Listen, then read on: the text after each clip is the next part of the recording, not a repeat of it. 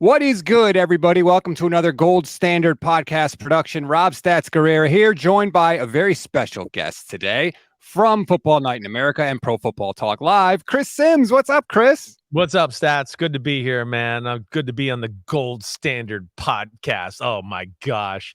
Why do you gotta say it like that? Gold Standard. Oh, my gosh. I'm so conflicted with the 49ers. You know, I hated them growing up. They ruined a lot of Sundays for me, right? And then the 49ers and Joe Montana beating my dad and the Giants and all that crap. And now I got, one of my best friends in the world coaching the damn team. And now I'm a 49ers fan. So it's been a weird turn of events. Well, welcome aboard. That's all I can say. Yeah, thank you. You are I don't want to say in the middle because you're not in the middle. You're towards the end. You're in the top 10 of the Chris Sims quarterback countdown right now. Right. And as always, every year you piss off 49er fans with this countdown. Like it's like clockwork. Right. Well, I mean, they were pissed off about Trey Lance's rankings. How do they feel about where I ranked him the last few years? I don't think I was that far off. Right. I mean, again, it's not about, I'm not trying to disrespect anybody. There's a lot of good damn quarterbacks in football. It's not just a ranking on what you did last year. Last year, of course, has a lot of, importance. That's what I try to tell people, but it's not everything. I'm not going to put Geno Smith, above Russell Wilson, where Russell Wilson had 10 great years and then had a below average year, and Geno Smith had 1 year and just go, oh, he's better than Russell Wilson in totality. No, I'm not. With certain guys, you got to see a little bit more first. There's some questions I have about their game that I got to see before I can put them in, higher up in the rankings or whatever else. And, that's where, not to say I'm right, but hopefully I can add some context because I think we're all stuck in this era stats. This, where it's wins and it's stats. And it's just like, well, come on. If we just want to make it that, then I'll just go on one of these stat things and whoever has the most touchdown passes, and we'll just rank the quarterbacks in that order. Like, that's not fair. There's a lot that goes into that, the team, the support. And, that's why sometimes I think it surprises some people about where guys are ranked. I listened to what you had to say about Brock Purdy, and I want to start with Brock because he's the presumed starter. Everything we're hearing is that he's already throwing a full-size football. He's had multiple throwing sessions, and everything looks good. One of the most intriguing things I thought you said about him was that he has veteran eyes. Can you explain what you meant by that? He's got veteran. He plays the position like he's been around for 5 or 6 years. Where there's rules to playing quarterback and rules with certain plays. Where if they play this coverage, we might want to play this concept here. If they play this coverage, we might want to play this concept there. Right?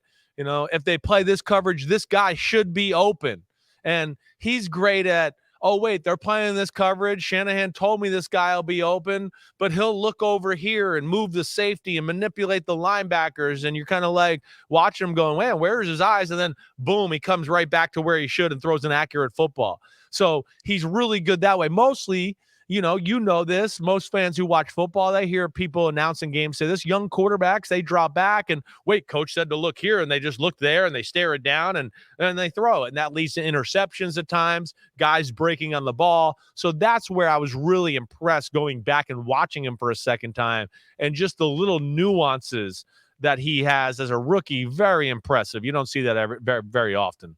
So you're saying essentially that he was doing things, I don't want to say outside of the Shanahan system, but in addition to the Shanahan system that helped him be successful, because I have trouble separating like any quarterback skill in this system from all the good stuff that Kyle dials up. Well, yeah, Kyle dials up a lot of good stuff. He coaches the right way. It's all delivered by the Shanahan system, but those little things that he does just help the system out just a little bit more.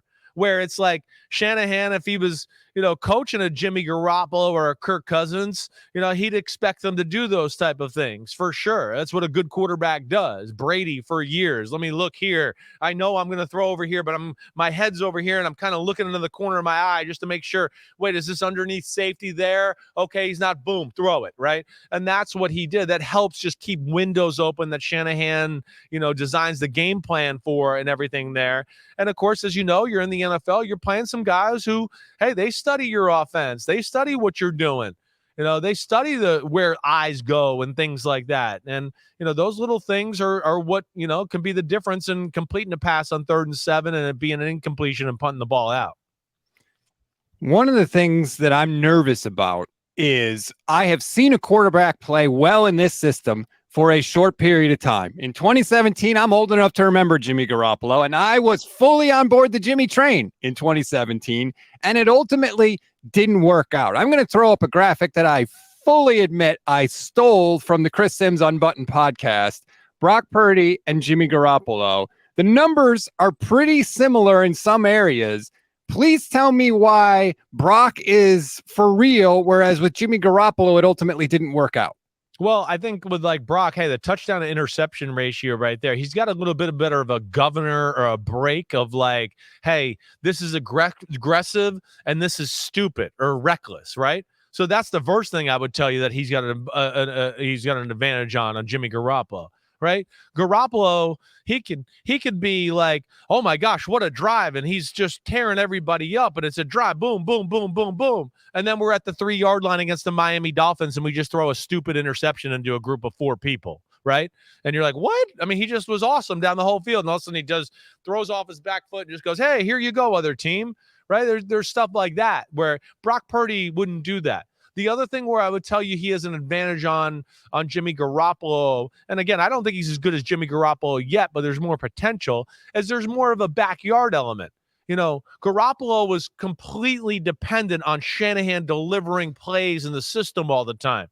Brock Purdy, as we saw last year, you know, he can break the pocket and extend plays, run for first downs, run for touchdowns. That's something that the offense hasn't had. And I think, you know, that was part of the reason I think what Jimmy G sometimes led to him to dumb decisions, because he's like, oh, wait, I can't run. Nobody's open. Let me see if I can squeeze it in there. And it's like, oh, no, that's an interception. That didn't work, right? And Brock's got a few more avenues of like, hey, get out of jail, you know, free cards where he can make something happen. And that's where he certainly has an advantage, I think, over Jimmy Garoppolo. 100%. I felt like the longer the play went on with Jimmy Garoppolo, the scarier things got. I don't feel that way with Brock. The one thing I think that has some 49er fans worried with him is it seemed like the longer he played, I don't want to say the more he struggled, but I felt like defenses adjusted a little more. They knew he liked to bail out to his left a lot of the time. And Brock himself even said he would bail out of some clean pockets when he didn't need to. Right. It was almost like the longer he got in there, he got more comfortable and he kind of deviated from what Kyle was telling him. Well, yeah, I think, you know, again, he's young, he's learning on the fly. It's not an easy situation. You know, I think, like you said, I don't care who you are. Once teams start to get 3 or 4 games of film on you, you know, there's little habits that you form that teams start to go, wait, he likes to throw here in this situation. He likes to move here in the pocket. He likes to spin out this way. So that makes life harder. But Shanahan's the master at keeping people off that type of stuff. And then I think just this is where the things Shanahan's told me about this guy is that he's always looking to get better and adjust and tweak and evaluate himself to fix the things that might be an issue on a weekly basis. So he's not perfect, but, you know, I think there's enough talent there and a love for the game and a knowledge that Shanahan, the 49ers go, wait, we see something here. We can work with this guy. Definitely. Do I wish he would tighten up his motion, throwing the football a little bit? Certainly. You know, were there a few games here and there where I'd go, he's got to get a little bit better at throwing the ball outside the numbers. He's better than Jimmy Garoppolo, but he could get a little bit better, right? You know, some of that, sure. You know, throwing the ball with a little bit of power. And did he miss some throws? Like, think about the Seahawks game early on, right? The Seahawks game, right? First half, he missed. You guys, the 49ers left 10 points, 14 points on the board. He missed wide open receivers. So there's some things about his game that need some polish, but things that I look at and go, I think he can do it. He showed me enough that he can do it. And then what I hear from Shanahan and other people around San Francisco is that, you know, he's made of the right stuff to make those corrections and get better. So clearly you've talked to Kyle about this. Do you get the sense that Brock is their guy, they're all in, and that's what they're going to do going forward? I do. You know, I don't think Kyle would have any issue with me sharing that. Now, again, like, it doesn't mean crap. I know Kyle believes in him. I know that. Yes, he's told me. You know, I think he sees a lot of specialness about the guy. But just because he sees that, and if we get into, you know, week 5 and he's throwing interceptions and doing dumb stuff, Well, we know one thing about the Shanahans and Kyle Shanahan too. He ain't afraid to make a tough decision and do what he's got to do and go to somebody else, and rip the Band-Aid off and go, okay, I know, the public might get on me here, but I got to do this to make it happen. So, and that's where Sam Darnold comes into the conversation. And then, of course, the health of Brock Purdy and how quickly, he can get up to full speed and throw and play to his top abilities once again. Okay. Let's get to Sam Darnold. Let's get to it. I'm going to say this as diplomatically as I can. Which means you're not. Go ahead. Sam Darnold fucking sucks, Chris. Don't say that. Don't say that. Why do people act and talk about Sam Darnold like we haven't seen him play for 56 games? He's not any good. Well, I get that. I get that. I think, though, okay, you know how I work. And I know you're smarter than what you just said there. I know you are. And I'm going to make you smarter right now. One, okay, Sam Darnold's got physical ability to be a damn good quarterback. Like, Sam Darnold's got a stronger arm, a quicker release, and quicker feet in the pocket than Brock Purdy, right? So there's something to work with right there. There is. His ability to play backyard football is pretty damn good. I mean, it's up there, if not maybe better than Brock Purdy, his ability to run. And where I would say he's not as good as Brock Purdy of his overall feel for the game. Sam Darnold has a little bit of what we talked about with Jimmy Garoppolo, where you go, man, we've had 3 great drives in a row, and all of a sudden, what? You did that throw? What are you doing? Why would you make that decision? We're up by 2 touchdowns. Why are you throwing a jump ball post route into 4 people, right? It's stuff like that. But that's coachable stuff too. And that's where Shanahan comes into play. And stats, what I would throw on top of that, like if you had to pick, and I don't know if you can swear or not, but we're going to start a new gold standard here. If you had to pick some shitty situations over the last few years, man, quarterbacking the Jets and with Adam Gase and quarterbacking the Carolina Panthers with Matt Rule would be up towards the top of the list of the shittiest situations I can throw out there for you. And I don't care who you are. You've heard me say this before. If you're around shit and shit's all around all the time, it's going to get on you and you're going to start to smell like shit. And that's hard to overcome all that. I think you put him in a situation in San Francisco with a coach that he's never had before, talent around him that he's never had before, that he can open up some eyes and show people all that he has to give. And that's where I would be hopeful on Sam Darnold if I'm a 49er fan. The Panthers said all that same stuff, right? Oh, it was all Adam Gase's fault. We got him now. And then they had him for a year and they immediately traded for Baker Mayfield the next year and Baker took his job. I know, but they made a scapegoat out of him. They didn't want to evaluate themselves and go, oh, our offense stinks and I should fire the offensive coordinator or the head coach isn't made for the NFL. So that should be the issue. And this is why I make this list. I try to add some context into things a little bit at times and go, I don't care who you put in Carolina at the start of Matt Rule. You're going to put Tom Brady there. And instead of being, 3-14, they would have been 4-13. Oh, whoa. What a big improvement. There's too much to overcome there. That's what I'm saying. He's going to be now, for the first time in his life, he's going to go, whoa. Well, first off, I want to say, you saw the end of last year. They jumped back in the playoff conversation. They did some things at least that helped him a little bit. He did some good things. They ran the hell out of the ball. Okay. And one of those games, Chris, he was 5 of 15 for 43 yards with 2 picks. Okay. That's a magical 6 games at the end of the year, but they won, so he gets credit for that. Well, I could say the same things about Brock Purdy too. That's fine. Okay. But you're not allowed to say that, because he won. But Brock Purdy's 23 years old, and Sam Darnold's played 56 games. They're in different places in their career. But Sam Darnold is still what is he, 25? I mean, he's young. He has never had anybody that's really, really special teach him ball.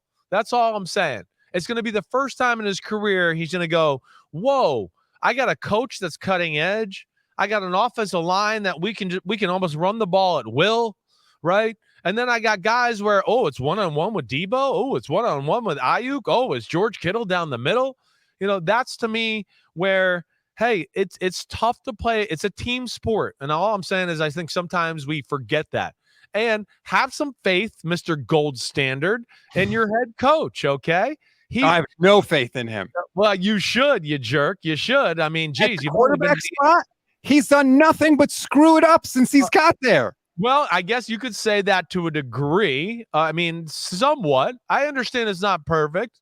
We can certainly look at it, but damn, okay. I mean, he got Jimmy Garoppolo and you went to the Super Bowl. You went to an NFC championship. You know, you got Brock Purdy. You went to the NFC championship again. So, you know, this is your coach is legit.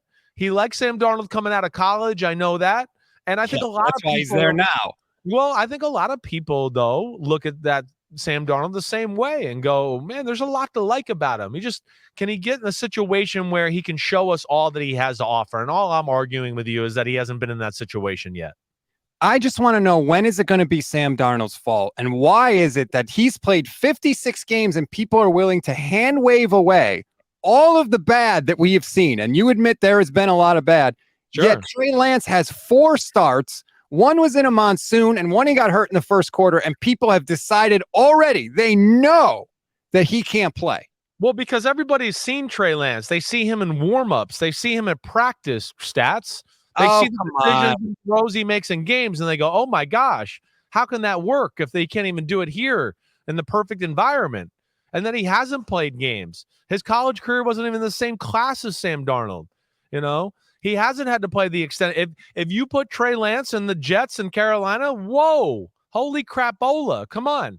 So I don't think that's fair there. I think it's totally fair. I mean, if the 49ers were so good at evaluating players in practice, they never would have brought Jimmy Garoppolo back last year to begin with, because they would have seen Brock Purdy and they would have just had him back him up. So I can't buy that argument. Well, like why? I mean, what they tried, they saw how bad Trey Lance was at practice, and that's why they brought back Jimmy Garoppolo. But why couldn't guy on their team they didn't want, and they had him bring him back? Now you can get into, yes, they misevaluated Trey Lance or whatever else. Sure.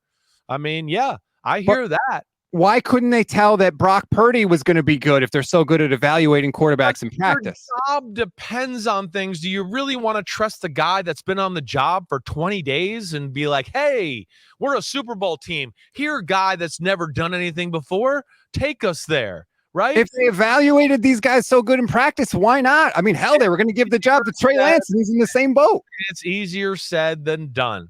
And maybe he wasn't looking like that in early training camp and not capable to give the team the confidence that, you know, there's a lot of factors into that. You know, again, I know we can all sit here and question Shanahan and the quarterback thing. I get it. I know. But at the same time, too, you got to give him credit where he deserves some credit. And I think the fact that what he did with Jimmy Garoppolo, you know, how he made Nick Mullins look at one point where people were talking about it's the 6 greatest games in the history of football, you know, and all that crap. I mean, that has to go on Shanahan's credit, too. Now, the quarterback thing, I get it. And we're all going to question that. I get it. I'm his best friend, and damn, I question it, too. But I don't question, like, how smart the guy is, how he can lead a football team, and how he can coach offense. That I know is damn special. I love everything about Kyle except for 2 things. 1 is how he handles the quarterback, and 2 is his game management. The next time you talk to him, can you please tell him not to trot out the kicker on 4th down in the red zone? Please, just one time, tell him to go for it. I'm begging you. Well, he'll go for it if he feels like it's the right thing to do. Oh, he never goes. So you're one of these guys now that's just. But see, I'm gonna stick up for them there. First off, the go for it thing's way overblown. Like, what did you do? Win the last fucking 12 games of the year, and you're talking about this? Like, what? I don't understand what you're so mad at. Go for it. He did everything the right way because he knew his team's better. Kick the field goal, your defense, his offense will go down, and they'll have another chance to score. So I disagree with you. I'm not going to tell my friend that. In fact, I'm going to tell you, my friend, to shut up. Oh, God. I can't take it, man. God forbid there's a penalty in the red zone. You got the 4 R's, 3 runs, and Robbie Gould. That was the game plan for the 49ers in the red zone. I know, but it's 13-4 stats. Don't be such a crazy fan all the time. That's true. Before I let you go, I want to get to Trey Lance because there's a couple of things that I specifically wanted to ask you.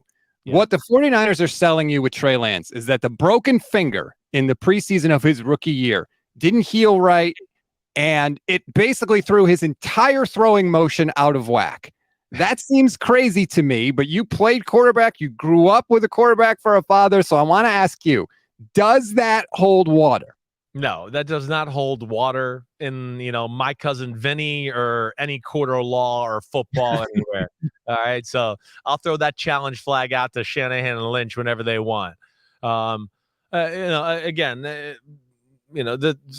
trying to put a Band-Aid on it, make the situation look better. I'm sure there's a little of that. Did it affect them to a degree? I'm sure. But Trey Lance's motion, I saw his rookie year before he hurt his finger, or last preseason, or in week 1, was the same crappy motion I saw coming out of North Dakota. All right. I don't mean to say that like I'm saying that to be funny with you, but yeah, that's the reason I had him as the 6th rated quarterback that year. I just did not think his throwing motion could be replicated time after time after time to be consistent and accurate throwing the ball. And it's still an issue. It was an issue last year, and I'm not sure it can be fixed. I don't know if he's truly a natural thrower of the football. Like, natural throwers of the football can tweak and adjust things, right? I know you saw me with Joe Burrow last summer, right? Mhm.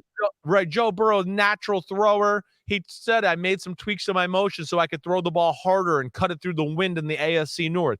Those guys can make tweaks. The unnatural throwers, those are the ones, Tim Tebow, okay, Trey Lance. Well, Yeah, those he's not Tim Tebow. No, I He's don't mean not by Tim that. Tebow. I'm not trying to say that. I'm just talking about just purely when I'm talking about unnatural throwers, Got I it. don't know if they can be fixed. Where when people go, "Oh, you can't fix anybody's motion," I'm going to go, no. Tom Brady tweaked his motion a number of times throughout his career. Patrick Mahomes has as well. Joe Burrow has as well. Natural throwers can, and that's all I was trying to say. With Trey Lance, I don't know if it was ever in him to be a natural guy, and I still question that right now. Jeff Christensen, who Lance is working with, said it usually takes him a day to diagnose problems with somebody's throwing motion. With Lance, it took 4 days. How Yes. can his motion be that messed up that it took 4 days to diagnose? Because I think there's a number of things where you crack through it and you go, oh wait, there's an issue there, and then you watch another throw and you go, oh gosh, he does that too. Okay, all right, and fixing one thing is hard enough. Fixing one thing is like that's going to take 1,500 reps to get that out of your system. Let alone wait. He lets his arm drop too long. His whole body goes like this as he's about to throw the ball. His head moves when he throws the ball. He leans forward on his front foot. He doesn't turn his front shoulder when he throws. There's more than 4 things. It probably took me 6 or 7 days to fix them, and I'm pretty good in that department. So yeah, that's where I worry about Trey Lance. I think that's why there was rumors about him being on the trade block and maybe teams calling or them calling teams. Because I think there's a little bit of, wait, can we fix them? I don't know about that. That would be my 2 cents, right? And then the overall perception and everything around the situation right now, I'm not so sure it hasn't become too hard for Trey Lance to overcome, and a new place and a new start might be the best thing for him. What perception? Just he's the 3rd pick of the draft and he's a bust and it didn't work. And, the things I'm talking about right now, I don't know if he's a natural thrower and all that. I see a clip on social media this weekend, him going with the bags and throwing a ball 10 feet over a guy standing still, right? Yes, I saw that. Well, that's all because of the perception around him and that he can't throw and he's not a quarterback and he didn't play enough quarterback. And, I think that those are some hard things to overcome there when the fan base and everybody starts to kind of latch onto that. Last question. Shanahan himself has said that Lance's base is much better this year. I don't know if it's true or not. Is it easier to fix your feet than your arm? Yes, it is. There's more moving parts to the upper body of the throwing motion. Base is like, that's a good staple. Hey, we can fix this during the season whenever. And it can create it can be the start of creating some good mechanics. You got to have that at first. If your legs are going together and apart and you're like a baseball pitcher and doing all that, you're never going to be able to throw the ball consistently accurate. So that's one less moving part. But now the upper body, as you heard me explain, there's a few things that go into that. And that's going to be the tough thing. And it's going to be the tough thing. Not only do I think, hey, listen, do I think he can get better in those? Certainly, no doubt about it. But can he get better at it and then also carry it over to the game and then make it like second nature to where we're not thinking about anything anymore? This is you, Trey Lance. This is how you throw the ball now. And that's where I got to see it to believe it first. I think that's totally fair, and I'm in the same boat. Everybody talks about the changes they made, and then we see in the games it goes right back to what it always has been. That's right. It's hard. It's hard. And it's where it does. It's like you got to get on it as soon as the season's over, and you got to rep it to death constantly and have people stay on you through OTAs and training camp and whatever. And then you get through a year of doing it the right way. Then you can get out of the woods and start to go, okay, no, this is who I am now, right? Think about Aaron Rodgers coming out of college, right? Doing this.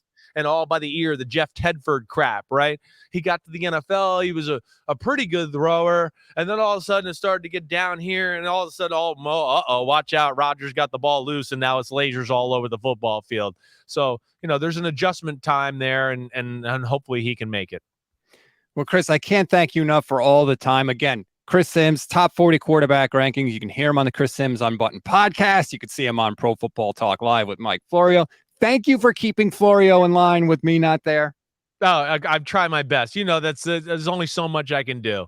He's a diva. He's a diva, that guy, Florio. But we deal with them. We make it work. And I miss you, Stats. You're doing a great job with your podcast, and hope you're well, buddy. Oh, thank you very much, Chris. We appreciate it. And hopefully we can do it again soon.